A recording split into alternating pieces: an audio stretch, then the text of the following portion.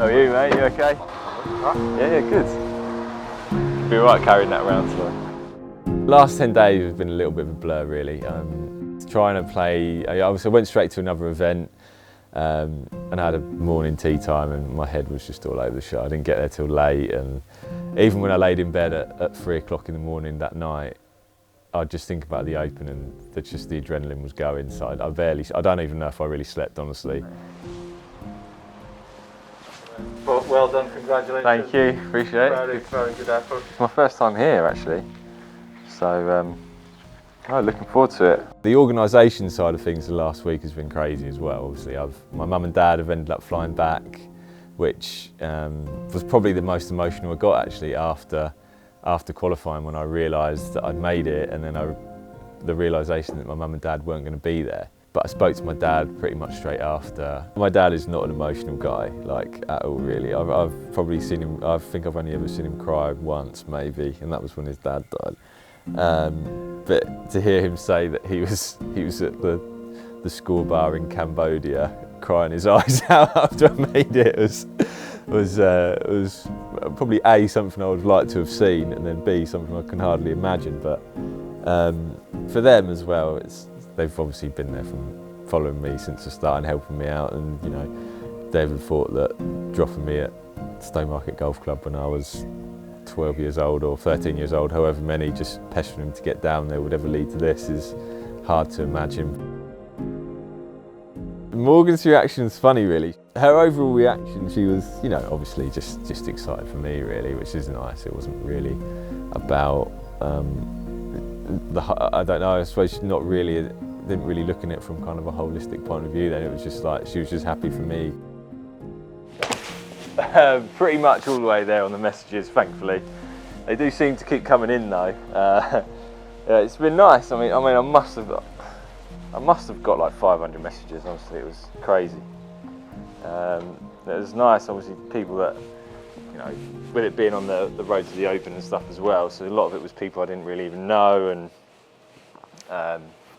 you know, got in contact with a few people I didn't know.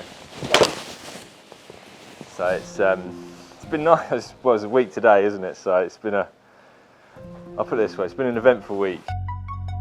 Playing to get in the best tournament in the world, so it's almost to the point where it's like there's so much pressure, like there's almost no pressure. It's a weird way to look at it, maybe, because you know, it wasn't as though I had my spot and then I was playing, you know, do you know what I mean? I was playing to get that spot.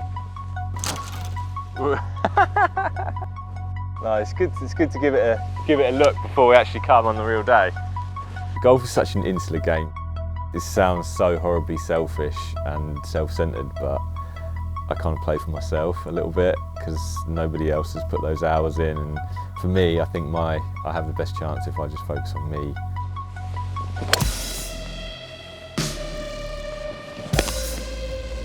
In terms of practice, the structure of, you know, this is where you go, and because obviously with the strict bubble and stuff this year, like, you know, you have to be separate to everybody else, so getting used to like the layout of this Open and stuff that you have to do. But obviously, you know, most of the guys that are playing this are pretty used to that kind of setup now. They've been in a bubble for however long. And me kind of joining that bubble, it was a bit of a thing to get used to, really.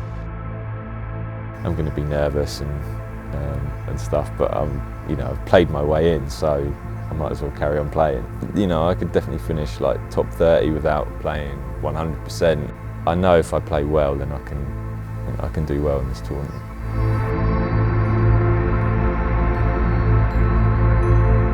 I'm kind of the definition of a bloke with nothing to lose, really. So once I start saying, you know, if I do this, this happens. If I do this, this happens. I think you just kind of, it's too outcome orientated, really, to where it's even kind of worth thinking about. I just think if you know, I could do all this preparation and I could get a terrible draw. It's one of those things where if I just focus on what you can do, and then, you know, if you play great, great, but if not, it's been a great week, so. I've got a lot more respect for how good they are, and a lot more respect for how good I think Sam is as well. always thought it was really good, and it's difficult to, but it's difficult to know who. I think it's more I've had it in my head that these guys are just ridiculous. The best thing about the week was the practice rounds, really. A few of the juniors and stuff that I coach, they came and watched. We played with Jordan and we played with Tommy, and for them to come and watch me play with those guys is pretty cool. You know, it's a different test. You're going to get good bounces, you're going to get bad bounces. It's not all straight in front of you. You've got to think your way around. Still, you know, generally if you hit enough good golf shots, that's the only way to sort of get around most of these places. Oh my God, that's Dustin Johnson. Oh my God, that's John Rahm. Oh my God. Because I knew I was like, I'd never be in this situation again. I took a few liberties, getting a bit close to, and I was perhaps allowed. We took the mentality of like we're going to play with the best players that we can play with, and that way when you get to the first tee on Thursday, it should sort of take the edge off a little bit, which I think it did, to be honest. I didn't feel that much pressure. Sam, Jordan, how you doing? Good to see you. How you doing? I'm Sam. Nice to meet you. How you doing? I'm Sam. Nice to meet you. How you doing, mate? I'm Sam. Nice to meet you. Sam's 6 years older than me, and he was always kind of doing, as a little brother, he was always kind of doing the things that I wanted to be doing. I always kind of looked up to him from a very young age. And then as I got a little bit older, got a bit more interested in golf, and he was, when I was sort of 12, he was 18, he was like a top amateur, a really good player then. That was just amazing for me to have that sort of experience, someone to talk to. Dad! About kind of getting to that level, which a lot of people don't have, but more than that, it was great, great kind of growing up, because we were only a mile from the golf course, and me and my two brothers used to get dropped off. When mum and dad were on the way to work and picked up on the way back. I'm so pleased to be here and be part of it all.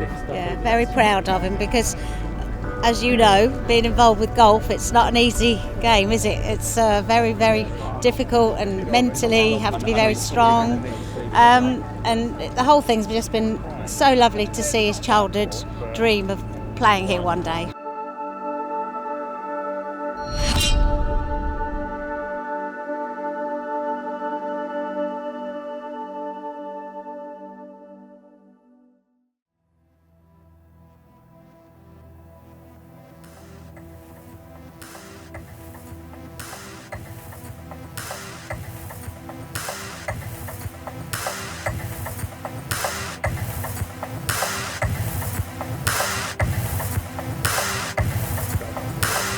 First tee, yeah, that was.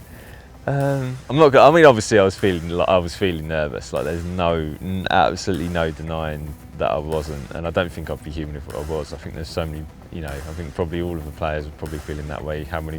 Regardless of how many majors they played in.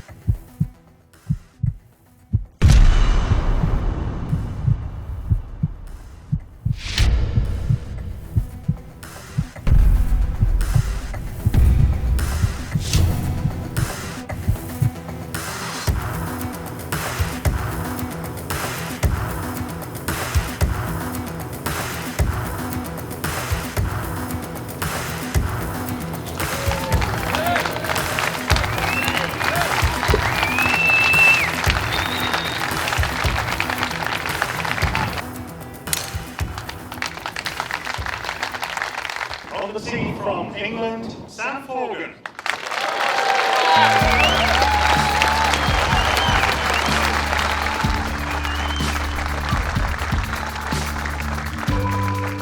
Probably got more of a reception than Harrington, and he mentioned that when we were walking down the first. He was like, blimey, like, you know, you must have some people here. Just to know that many people kind of made the trip, that was unreal, to have that kind of reception walking onto a tee. A bit of a novel experience. To begin with, I just hit like this big, like high, horrible, like quick from the top cut to the right, which like started probably 25 yards, 30 yards right of where I wanted to finish it, let alone start it.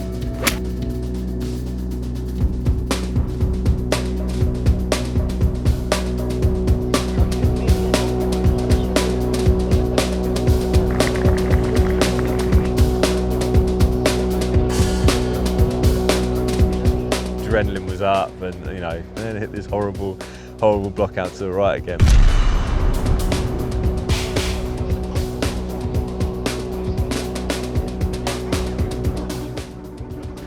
court, and it went absolutely nowhere. Yeah, and that was it, and I was in trouble from the start, really.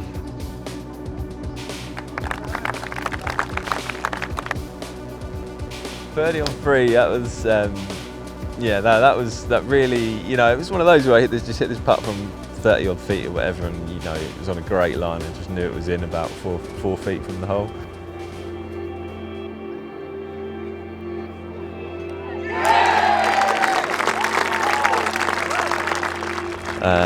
And it just went in perfect way, and the roar was pretty good. I'm not going to lie, that was a good feeling. When I rolled that in, it was like I'd won the tournament with some of the people shouting out. So no, it was amazing. It was a great experience.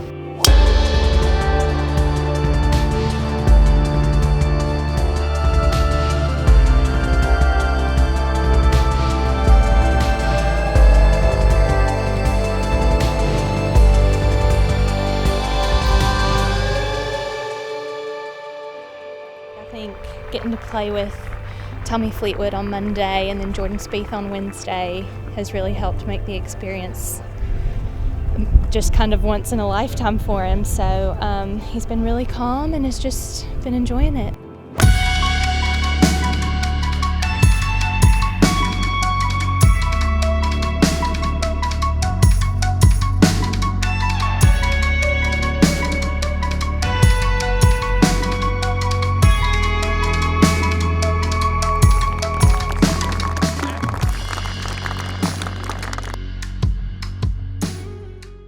I think there was maybe a little bit of extra pressure.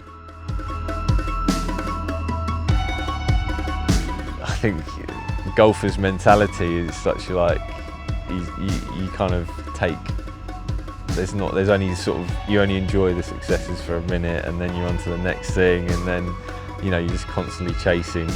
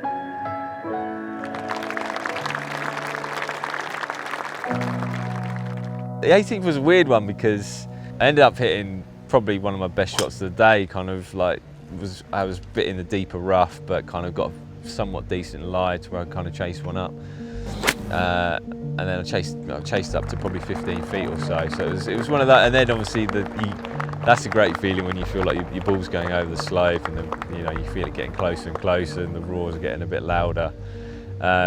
But yeah, no, I think you do feel a little extra something when you get to the 18th tee. There's no doubt with a few more, you know, obviously because it's, you know, proper grandstand hole, and you can see the crowd. So it definitely gets you going a bit more on the last.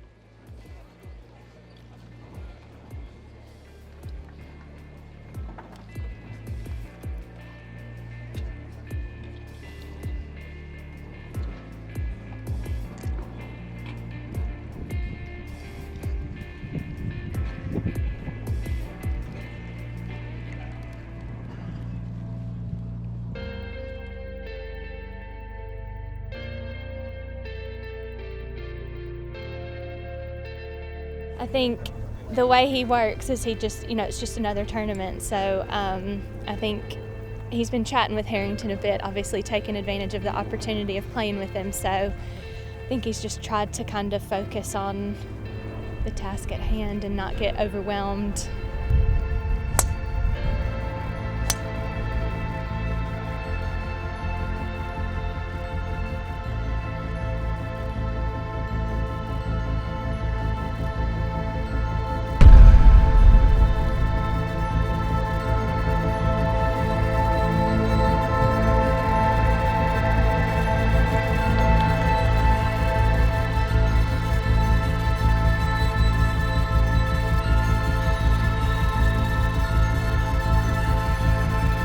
Kind of get off to that start to where it just like really killed me, and it was one of those points. It was such a like hollow feeling when you knew, you know, when I knew that I wasn't going to realistically make it like that early. That's probably where some of the other bad swings kind of came from.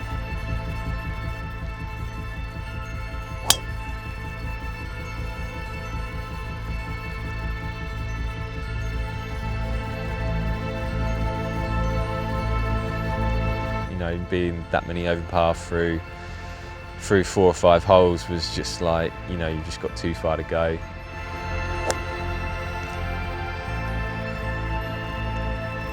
just know that, you know, a round even par is probably going to make the cut.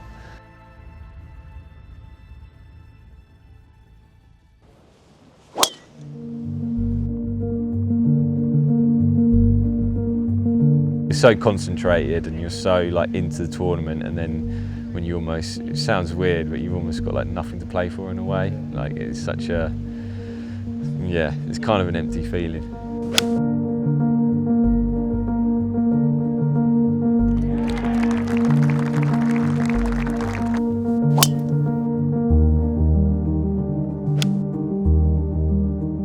Played pretty poorly to begin with. I didn't actually feel that much pressure, or didn't feel that nervous really to begin with.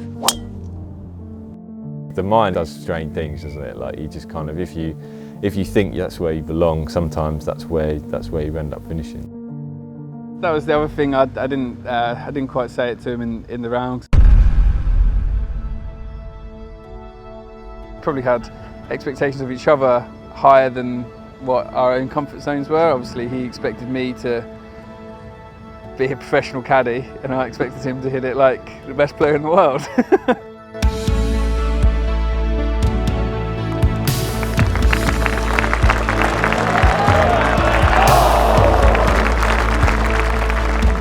If you're not thinking like that, you've got no chance.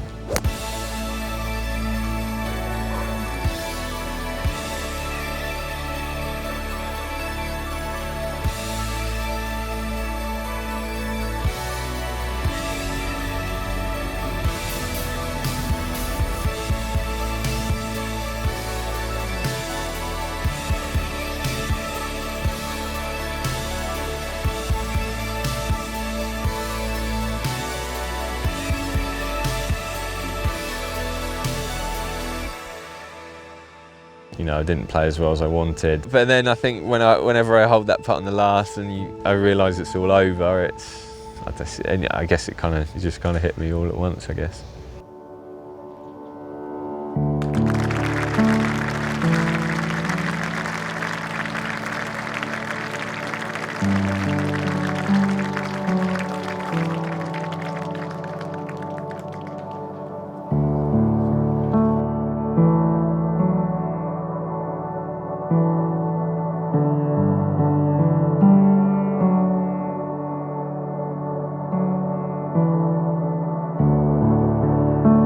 Did the sort of emotion of everything just get to you at the end a little bit there, coming off? A little bit, yeah. It was a bit strange. I'm not really an emotional guy, to be honest, but just loved it. So, and I guess you don't know when it's going to happen again. So, it just kind of all hit me at once, I suppose.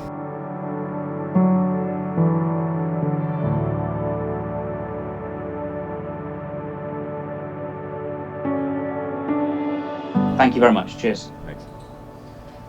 Cheers.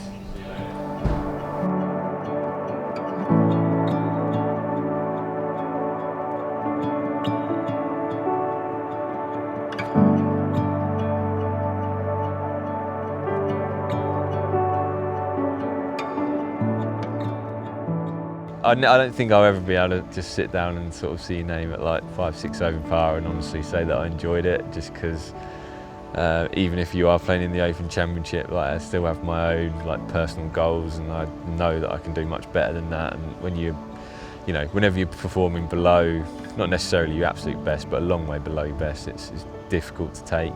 It is stressful playing in a major, and I think he managed to keep himself, because his emotions can run a bit hot sometimes. But yeah, no, he managed to keep himself in check. But I couldn't. Yeah, I think proud is definitely the perfect word. I said to Jay, I actually said, "Oh, this is embarrassing," but even though it's not really embarrassing, it's like that's kind of how it felt at the time. There was a moment today where he was just like seeing all these people come to see me, and I was like, like you do not need to feel that at all. Everyone's here. They're so supportive of you. There's absolutely nowhere they'd rather be than watching you play golf in the Open right now. He's had a lot of support here today from the Stowe Market, Felixstowe. All his cousins are here. His auntie, everybody's had so much support, hasn't he? So it has been a wonderful experience. So literally could not be any more proud of him. Such a tough course, and he's handled it, I think, very well. Great credit to him, and it's been fantastic. He definitely absolutely loved it. My mum was not that into golf. It was quite funny actually. A few times we'd look over, people would be kind of clapping in the crowd, and my mum's just facing the other way. Definitely been a summer of a lifetime to be playing in the Open and then have our baby come in about 6 weeks. So yeah, it's been a really good summer.